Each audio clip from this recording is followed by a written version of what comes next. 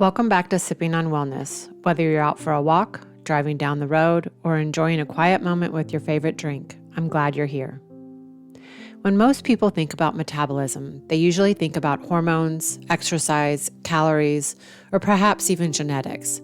When they think about gut health, they tend to think about digestion, bloating, gas, constipation, food sensitivities. For a long time, those seemed like two completely separate conversations. But over the last several years, researchers have begun discovering that the gut may influence much more than digestion. In fact, some of the most interesting research in metabolism is happening in a place most of us rarely think about: the trillions of microorganisms living inside the digestive tract. Today, I want to introduce you to one of those microorganisms. Its name is Akkermansia. If you've never heard that word before, don't worry, most people haven't. Yet researchers have become increasingly interested in this particular bacteria because of its potential connections to metabolic health, insulin sensitivity, inflammation, and even how the body regulates energy.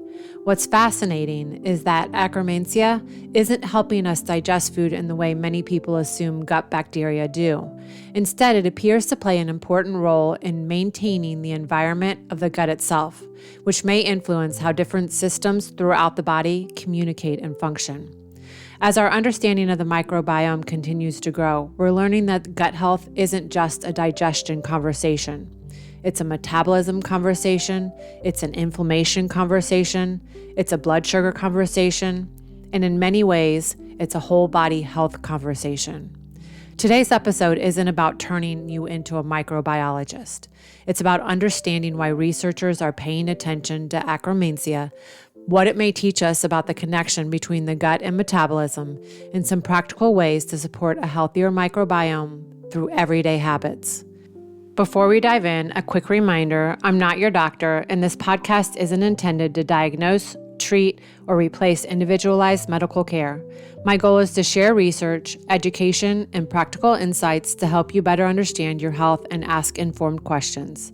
As always, before making changes to your nutrition, supplements, medications, or healthcare plan, please consult with a qualified healthcare provider or practitioner who knows your individual situation. Today, we're going to explore why one tiny bacterium is generating so much excitement and what that might mean for the bigger picture of your health. So what exactly is Akkermansia, and why has it captured so much attention in the research world? To answer that, it helps to understand where this bacterium lives. Akkermansia resides in the mucus layer that lines the intestinal wall. Think of that layer as a protective barrier between the contents of the digestive tract and the rest of the body. It's not a wall that keeps everything out, but rather a carefully regulated boundary that allows the right things through while helping keep unwanted things in check. For years, researchers focused primarily on the bacteria involved in digestion, but Akkermansia stood out because it appeared to be doing something different.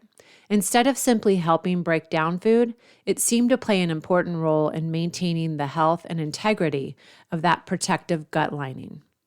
Why does that matter? Because the gut isn't an isolated system. It's constantly communicating with the immune system, the nervous system, and many of the metabolic processes happening throughout the body. When the gut environment is healthy, those communication pathways tend to function more effectively. When that environment becomes disrupted, the effects can extend far beyond digestion. That's one of the reasons researchers became interested in Akkermansia. Study after study began finding associations between healthy levels of this bacterium and various markers of metabolic health.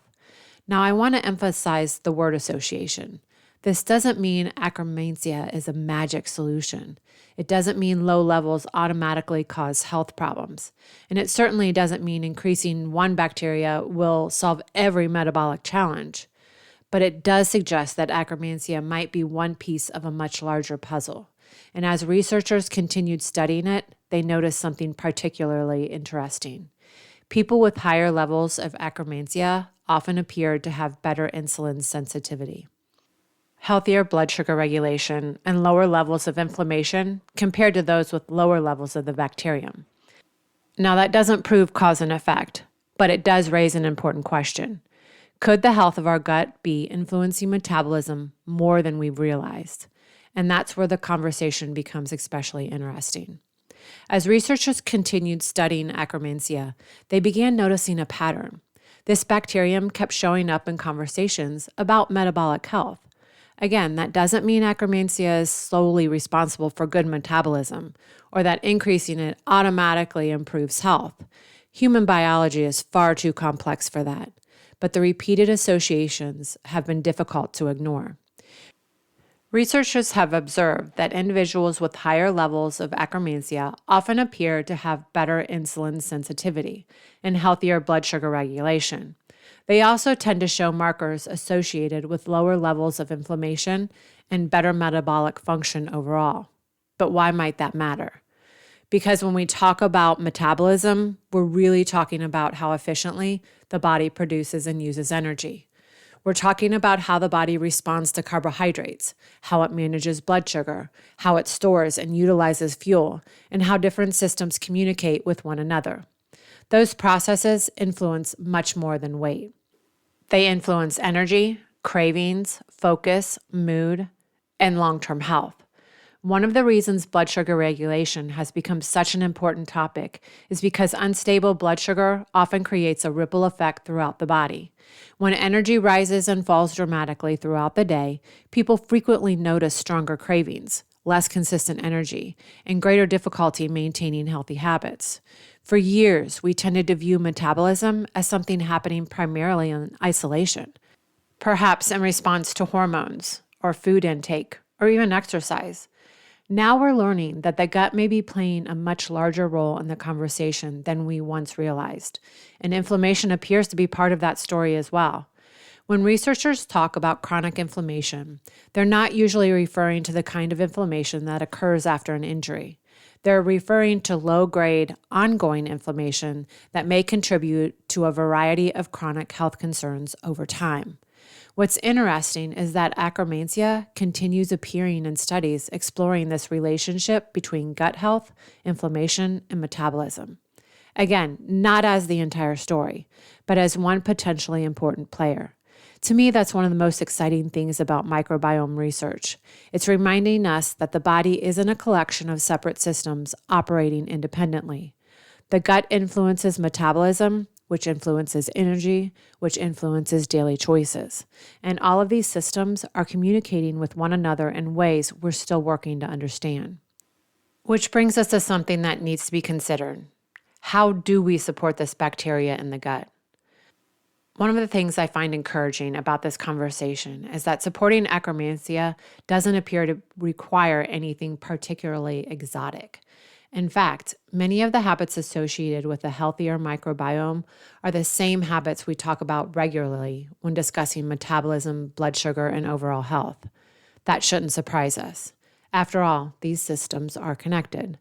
When researchers look at factors associated with healthier levels of Akkermansia, several themes continue to emerge.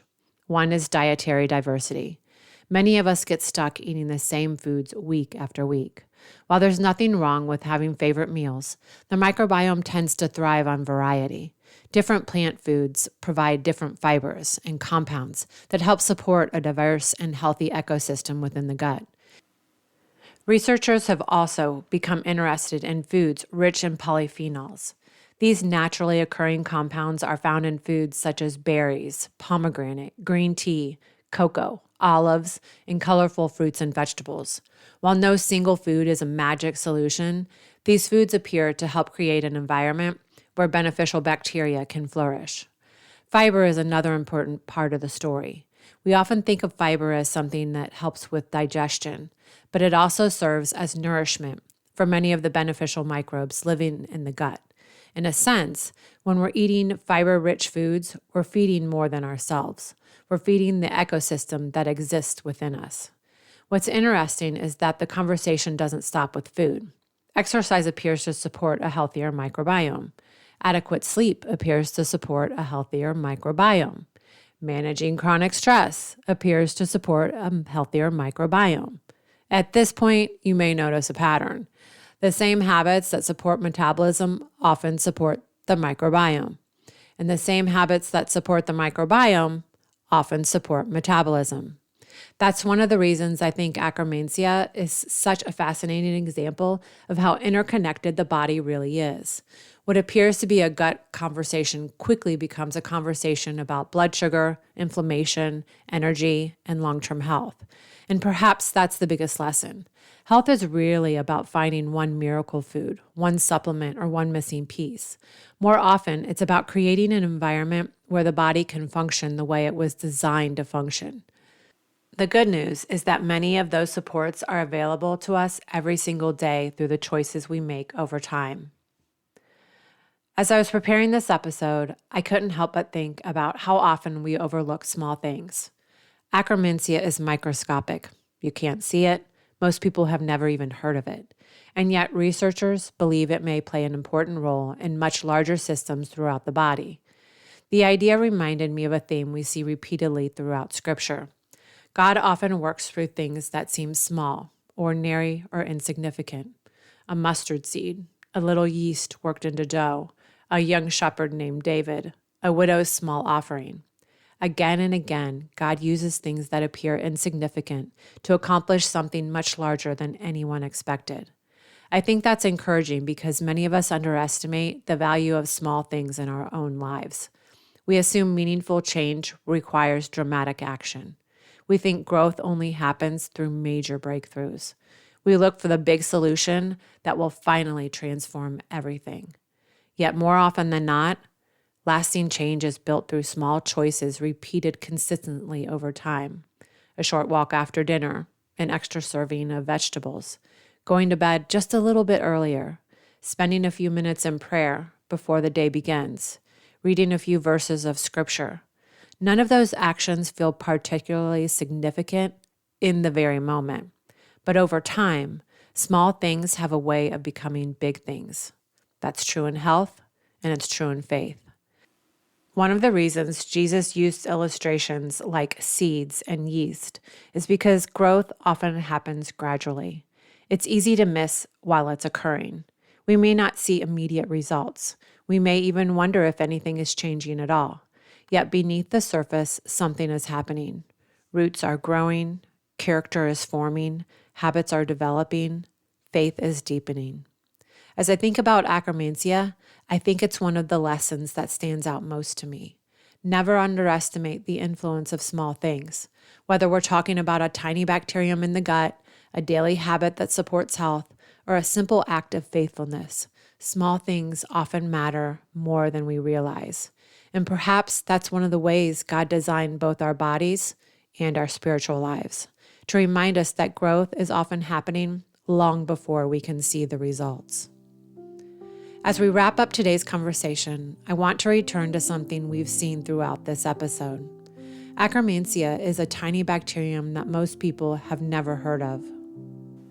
Yet researchers believe it may play an important role in some of the body's larger systems, including metabolism, blood sugar regulation, inflammation, and overall health. Whether future research confirms everything scientists currently suspect or reveals an even more complex story, I think there's an important lesson here. The body is deeply interconnected. What happens in the gut doesn't stay in the gut. It influences communication throughout the body in ways we're still working to understand. And perhaps that's one of the reasons health can feel so complicated at times. We often want to separate everything into categories: gut health, hormones, metabolism, energy, inflammation, but the body doesn't work that way. Everything is connected. That's also why the solutions that support health are often less dramatic than we expect. They're usually found in the daily habits we return to again and again. Eating a variety of whole foods, prioritizing sleep, managing stress, moving regularly, supporting the body consistently over time. None of those habits feel particularly exciting in the moment. Yet much like the tiny bacterium we discussed today, their influence may be far greater than we realize. If you'd like help building the foundations that support gut health, metabolism, and overall wellness, I've linked my free What I'd Start With guides in the show notes, along with some of my favorite resources, such as my full script storefront, where you can get that tiny little bacterium we discussed today. And if you take one thing away from today's conversation, let it be this.